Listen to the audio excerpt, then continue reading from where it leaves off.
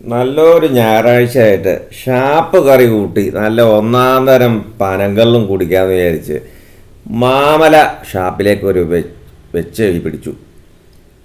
മാമല ഷാപ്പിലേക്ക് ചെന്ന് കഴിഞ്ഞപ്പോൾ ഒന്നാം തരം നല്ല കൂജയിലുള്ള നല്ല ഒന്നാം തരം നല്ല തണുത്ത പനങ്കള്ള്, നല്ല മധുരമാണ്. ഇവനെ അങ്ങോട്ട് ഒരു ഗ്ലാസ്സിലേക്ക് അങ്ങോട്ട് ഒഴിച്ചാണ്ടല്ലോ ഗ്യാസൊക്കെ അങ്ങോട്ട് പൊങ്ങി പൊങ്ങി വരും. എന്താ മധുരം എന്ന് വെച്ച് കഴിഞ്ഞാൽ നാക്കിലേക്ക് വെച്ച മധുരം ഇങ്ങോട്ട് അലിഞ്ഞ് ഇറങ്ങി പോവാണ്. അമ്മാതിരി കള്ള്, അത് നല്ല കൂജയിലായതുകൊണ്ട് നല്ല ഒന്നാതരം തണുപ്പും ആ ഒരു മണ്ണിൻ്റെ ഒരു രുചിയും കള്ളിൻ്റെ ഒരു ഗ്യാസും എല്ലാം കൂടി സൂപ്പർ സാധനമായിരുന്നു അവിടുന്ന് കിട്ടിയത്. പിന്നെ കറികളുടെ വിഭവങ്ങൾ എന്ന് പറഞ്ഞാൽ എന്തെല്ലാം തരം കറികളാണെന്നറിയാമോ? അതെ, ഒന്നാമത് നല്ല ഡ്രൈ സാധനം, സവാളയൊക്കെ അരിഞ്ഞിട്ട് അങ്ങോട്ട് നല്ല ചൂടോടുകൂടി കൊണ്ട് തരുമ്പോണ്ടല്ലോ ഒരു പിടുത്തം അങ്ങ് പിടിച്ചാൽ അതേ ഒന്നാമതേ ഈ സാധനം ഈ മുതലൊക്കെയാണ് അവിടെ ഉള്ളത്.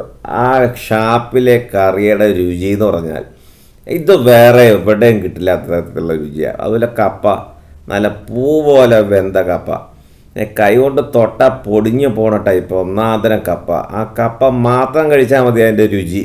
തനി കപ്പയുടെ രുചി അറിയാനെങ്കിൽ നല്ല കണ്ട വെന്ത് മലർന്നേക്കണ കപ്പ.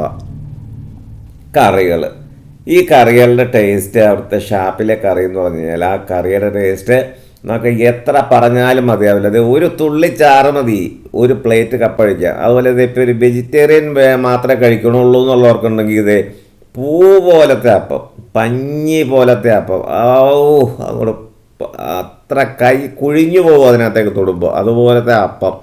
ഇനി പച്ചക്കറി മാത്രം കഴിക്കാനുള്ളവർക്ക് ഇനി നിരാശപ്പെടുമെന്ന് വേണ്ടത് അവിടെ ചെന്ന ഒന്നാമതര അച്ചാർ, കറികൾ, തോരൻ. ഇത് ഞങ്ങൾ ഊണ് കഴിക്കാൻ ഉച്ച സമയമായി, അപ്പോൾ അവരുടെ ഊണിൻ്റെ ഫുഡാട്ടോ തന്നേക്കണത്. എങ്കിലും വേണ്ടില്ല, പച്ചക്കറിക്കാർക്കും ഉണ്ട് ഒന്നാന്തരം കിടിലൻ ഐറ്റംസ്.